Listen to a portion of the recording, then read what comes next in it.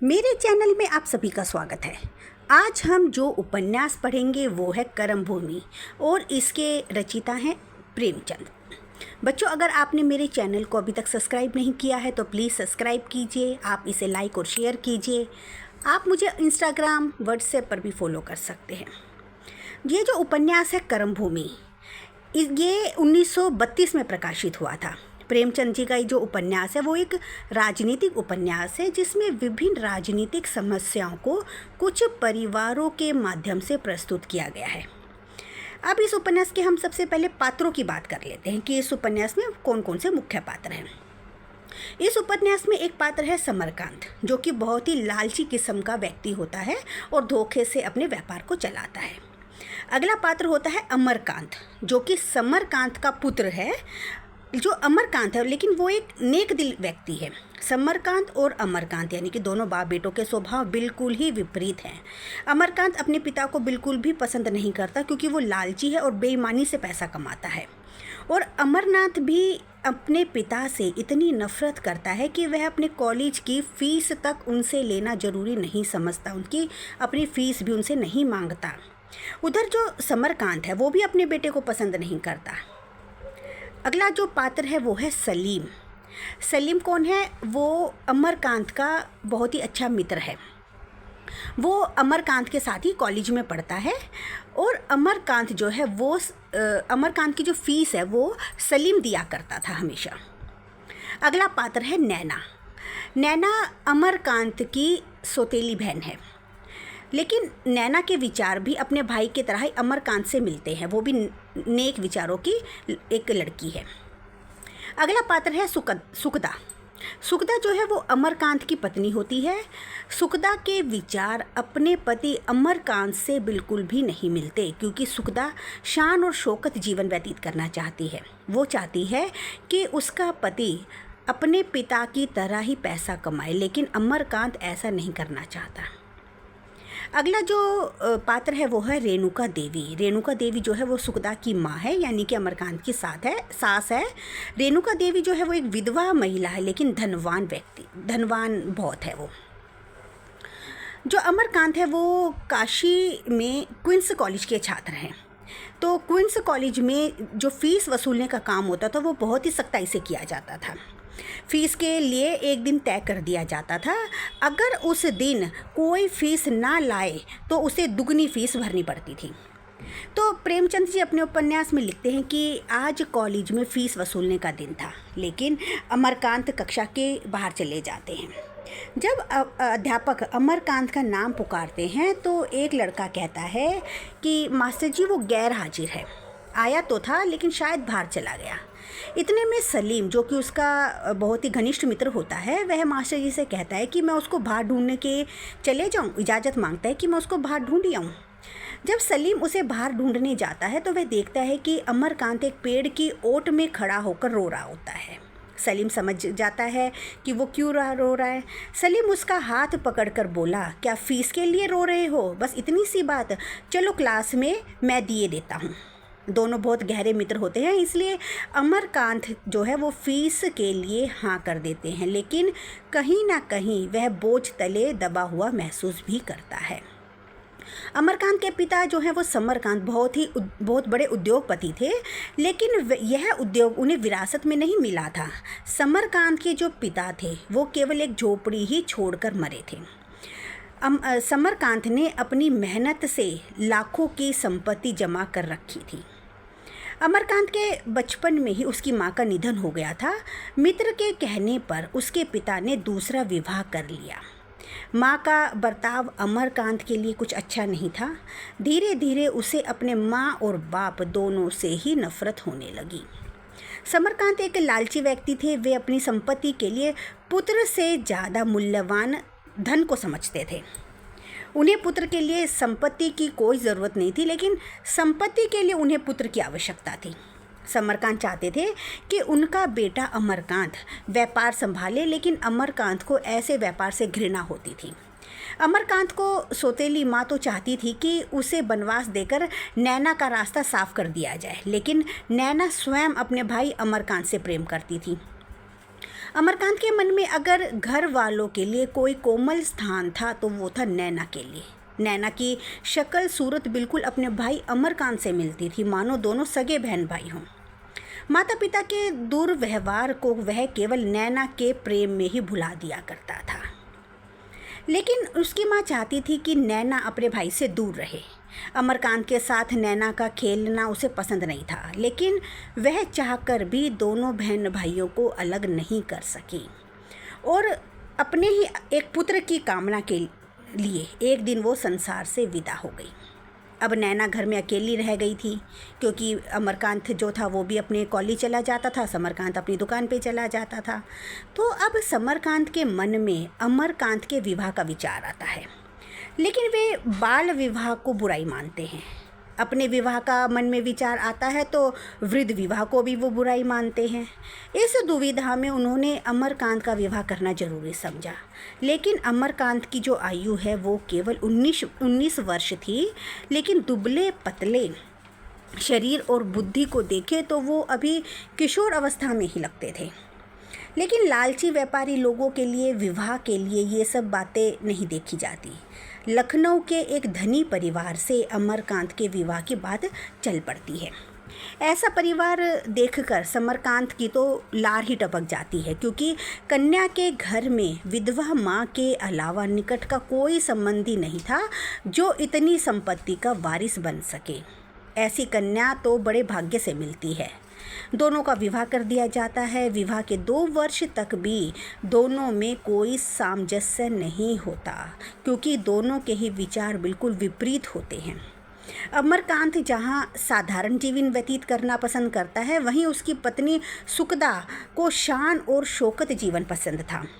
समरकांत भी अपने बेटे अमरकांत को घर के ही धंधे में लगाना चाहते थे, लेकिन अमरकांत जो है वो पिता का व्यापार पसंद नहीं करते थे। इसलिए वह एक कोठरी ले लेते हैं, अपने घर में ही एक अलग से कोठरी ले लेते हैं और कॉलेज से आकर उस कोठरी में जाकर चरखे पर बैठ जाया करते हैं और 2 घंटे रोज सूत काटने की प्रतिज्ञा कर लेते हैं। पिता ने इसका विरोध भी किया, लेकिन फिर भी वह नियम अनुसार यह काम करता था। एक दिन वह सूत काटने में मगन था कि उसकी छोटी बहन नैना आकर बोली, क्या हुआ भैया, फीस जमा हुई या नहीं हुई? मेरे पास 20 रुपये हैं, ये ले लो। अमरकांत चरखा काटते हुए बोले, आज ही फीस जमा कराने की तारीख थी, नाम कट गया। अब मैं ये रुपए लेकर क्या करूँगा? यह सुनकर, ये जो मजाक उसने किया था, ये सुनकर तो नैना के चेहरे का रंग ही उड़ गया और बोली, तुमने कहा नहीं नाम मत काटो, मैं 1-2 दिन में दे दूँगा। अमरकांत ने आनंद उठाते हुए कहा, यह सब कहा तो था, लेकिन वे माने कहाँ। नैना की चिंता और घबराहट को देखकर अमरकांत ने हंसकर बोला, अब तो खुश हो जा, मैंने फीस जमा कर दी है। यह बात सुनकर नैना बोली, तुम्हारे पास पैसे कहाँ से आए? तब अमरकांत ने जवाब दिया, एक मित्र से ले लिए। लेकिन वह साथ ही नैना से भी पूछता है कि तुम्हारे पास 20 रुपये कहाँ से आए? भाई का यह प्रश्न सुनकर नैना ने वहाँ से भाग जाना चाहा, लेकिन अमरकांत ने उसका हाथ पकड़ लिया और बोला, जब तक तू नहीं बोलेगी, नहीं बताएगी कि 20 रुपये कहाँ से आए, मैं तेरा हाथ नहीं छोड़ूंगा। नैना ने बड़ी सहजता से कहा, पिताजी से मांगे। यह बात सुनकर अमरकांत ने उत्तेजित होकर कहा, तुम रुपए लौटा दो, मुझे नहीं चाहिए। इतने में उसके पिताजी भी वहां आ जाते हैं और अमरकांत को गुस्से से कहते हैं कि चरखा चलाकर कितना कमा लोगे? अमरकांत ने गर्व से कहा, यह कमाने के लिए नहीं है, बल्कि आत्मा शुद्धि का साधन है। इस पर दोनों बाप बेटे में बहुत वाद विवाद होता है। उधर अमरकांत और सुखदा के संबंध भी कुछ अच्छे नहीं थे, क्योंकि सुखदा भी चाहती थी कि वह अपने पिताजी के व्यापार में हाथ बटाए। सुखदा की विधवा माँ रेणुका उसे बार बार बुलाती थी, लेकिन सुखदा साल भर से मायके नहीं गई थी। सुखदा रेणुका की इकलौती बेटी थी, इसलिए अंत में रेणुका ने ही काशी आने का निश्चय किया। काशी पहुंचकर जब दोनों माँ बेटियों में बातचीत हुई तो रेणुका पता चला कि सुखदा जो है वो माँ बनने वाली है। इस बात से रेणुका बहुत प्रसन्न होती है। साथ ही में सुखदा ने अपने घर में चल रहे तनाव के बारे में भी, यानी कि जो बाप बेटे के बीच में होने वाले वाद विवाद और अमरकांत और अपने संबंध में जो सामंजस्य नहीं है, उसके बारे में अपनी माँ से उसने चर्चा की। यह सब सुनकर सुखदा की माँ चिंतित हो गई। माँ ने अमरकांत को अपने पास बुलाया और बेटे की तरह उसको लाड़ प्यार किया। रेणुका उसके सामने मिठाई मेवा रख देती, अलग अलग पकवान बनाकर उसे खिलाती, मानो जैसे उसकी माँ ने रेणुका के रूप में स्वर्ग से आकर उसे गोद ले लिया हो।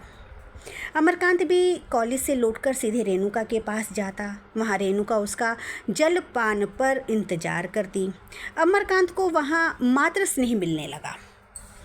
छुट्टी के दिन तो दिन भर वह रेणुका के पास ही रहता। उसके साथ साथ नैना भी वहाँ पर आ जाया करती थी। घर का माहौल भी शांत होने लगा। सुखदा भी अमरकांत के समीप आने लगी। रेणुका अमरकांत को 5-10 रुपये भी दे दिया करती थी। वो ज़बरदस्ती उसको दे देती थी। वो मना करता था लेकिन फिर भी वो दे देती थी। इससे अमरकांत की जो आर्थिक स्थिति है वो भी सुधरने लगी। अमरकांत दैनिक समाचार और सामयिक साहित्य में भी रुचि रखते थे, क्योंकि रेणुका रोज रोज की खबरें उससे पढ़वा कर सुनती थी। दैनिक समाचार पत्रों के पढ़ने से अमरकांत के राजनीतिक ज्ञान का विकास होने लगा और वह अपने नगर की कांग्रेस कमेटी का मेंबर बन गया और इसके कार्यक्रम में भी भाग लेने लगा। एक दिन कॉलेज के कुछ छात्र देहातों की आर्थिक दशा को जांच पड़ताल करने के लिए निकले। सलीम और अमरकांत भी साथ चल पड़े।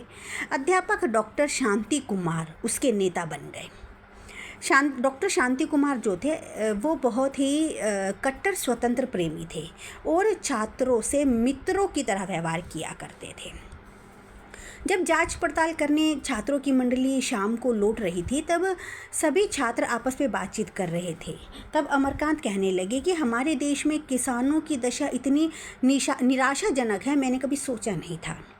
इसी प्रकार छात्रों की मंडली बातचीत करते हुए पक्की सड़क तक आ गई थी, जहां दोनों ओर अरहर के खेत थे। अचानक छात्रों की मंडली ने देखा कि एक पेड़ के नीचे 10-20 स्त्री पुरुष दुबके खड़े हैं और वे सभी अरहर की खेती के ओर देखकर कानाफूसी कर रहे थे। और अरहर के खेत की मेड़ पर 2 गोरे सैनिक हाथ में वेत लिए हुए खड़े हुए थे। तभी सलीम ने उनमें से एक व्यक्ति से पूछा कि क्या हुआ, तुम सब यहाँ लोग क्यों खड़े हो, क्यों जमा हुए हो। तब अचानक अरहर के खेत से किसी महिला के चिल्लाने की आवाज़ आई। छात्रवर्ग था अपने डंडे संभालकर खेत की ओर लपकने लगा, लेकिन सैनिकों ने उनसे कहा, यहाँ से भाग जाओ नहीं तो हम ठोकर मारेंगे। इतने पर डॉक्टर शांति कुमार थे, जो उनके अध्यापक थे, डॉक्टर शांति कुमार, उन्होंने उस सैनिक के मुंह पर घूसा मार दिया। दोनों में आपस में झपट हुई तो डॉक्टर साहब जमीन पर गिर पड़े। पूरा छात्रवर्ग दोनों सैनिकों पर टूट पड़ा और दोनों सैनिकों को जमीन पर गिरा दिया। तभी एक तीसरा गोरा सैनिक अरहर के खेत से निकलता हुआ आया। उसके हाथ में रिवॉल्वर थी। उसने डॉक्टर साहब को गोली मार दी और वो गोली डॉक्टर साहब को पैर पर जाकर लग गई। जब डॉक्टर साहब जख्मी हालत में ज़मीन पर गिरे, तब सभी छात्र वर्ग और मजदूर वर्ग भी जो वृक्ष के नीचे खड़े हुए थे, वे मिलकर उस गोरे को मारने लगे। तभी एक महिला, जिसका कि बलात्कार हुआ था, अरहर के खेत से मुंह छिपाती हुई जाने की कोशिश कर रही थी। सलीम उसे एक टक्की देखता रहा और गुस्से में हॉकी स्टिक उठाकर उन तीनों गोरे सैनिकों को मारने लगा। तब मजदूरों को खरी खोटी सुनाने लगा। यह जो कुछ हुआ उसने अमरकांत के हृदय में गहरी चोट पहुंचा दी थी। मन ही मन सोच रहा था कि इंग्लैंड के सैनिकों में इतना साहस, इस जंजीर को तोड़ने के लिए वह तरह तरह के मंसूबे बनाने लगा। इधर कुछ दिनों बाद डॉक्टर साहब भी अस्पताल से ठीक होकर आ गए और अमरकांत ने डॉक्टर साहब की खूब सेवा की। उधर से फुर्सत पाकर जो अमरकांत है वो कांग्रेस के कामों में भी शामिल हो गए। एक बार जलसे में अमरकांत इतनी उद्दंडता से बोले कि पुलिस के सुपरिटेंडेंट ने लाला समरकांत को बुलवाकर अपने लड़के को संभालने के लिए कहा। जब यह बात सुखदा को पता चली, तब वह अमरकांत से काफ़ी नाराज़ हुई। अमरकांत चुपचाप सुखदा की बात सुनता रहा और लज्जित महसूस करता रहा। फिर सुखदा अमरकांत से पूछती है कि उस स्त्री की कुछ खबर मिली जिसे गोरों ने सताया था। अमरकांत ने कहा, नहीं, फिर तो कोई खबर नहीं मिली। फिर सुखदा ने कहा, एक दिन जाकर सब कोई उसका पता क्यों नहीं करते? अगर उसके घर वालों ने उसका बहिष्कार कर दिया होगा तो उसे अपने साथ ले आना। अम्मा को उसे अपने साथ रखने में कोई भी आपत्ति नहीं होगी, और यदि होगी भी तो मैं उसे अपने पास रख लूँगी। अमरकांत ने सुखदा से पूछा कि तुम उसे अपने पास रख लोगी, तुम्हें घृणा नहीं होगी? यह सुनकर सुखदा ने कहा, उसने कोई अपराध नहीं किया, फिर सज़ा क्यों दी जाएगी? यह सुनकर अमरकांत के मन में सुखदा के लिए प्रेम भावना उत्पन्न हुई। सुखदा और रेणुका के प्रेम से अमरकांत में काफ़ी बदलाव आ गए थे। अब तो अमरकांत ने जलसों में बोलना तो दूर जाना भी छोड़ दिया था। अब वह कभी कभी दुकान पर भी बैठ जाया करता था। विशेषकर छुट्टी वाले दिन तो वह पूरा समय दुकान पर ही बिताता था। अब उसे एहसास होने लगा था कि मानव प्रकृति का बहुत कुछ ज्ञान दुकान पर बैठकर भी प्राप्त किया जा सकता है। एक दिन अमरकांत दुकान पर बैठा हुआ था कि एक व्यक्ति दुकान पर आया और पूछा, भैया बापूजी नहीं है क्या? बहुत ज़रूरी काम है। उस व्यक्ति ने अपना नाम कालेखा बताया। वह अमरकांत के कान के पास मुंह लगाकर बोला, एक रकम दिखाने लाया था, कोई 10 तोले की होगी, बाज़ार में 250 से कम नहीं है। उसने कमर पर बंधे कपड़े में से एक जोड़े सोने के कड़े निकाले और अमरकांत के सामने रख दिए। अमरकांत ने बिना हाथ लगाए पूछा, यह कड़े किसके हैं? कहाँ से लाए हो? चोरी की है क्या? कालेखा हंसकर कहने लगा, चोरी किसे कहते हैं बाबूजी? यह तो अपनी खेती है, खुदा देने वाला है। कोई नौकरी करके लाता है, कोई मजदूरी करके लाता है, लेकिन खुदा देता सबको है। रुपए निकालो, मुझे देर हो रही है। यह सब देख कर अमरकांत को उस दुकान से, उस मकान से, उस वातावरण से, यहाँ तक कि स्वयं से भी नफरत हो गई। यह सोचकर उसकी घृणा और पिताजी के लिए और भी अधिक बढ़ गई। मेरी पिताजी समाज के ऐसे व्यक्तियों से संबंध रखते हैं।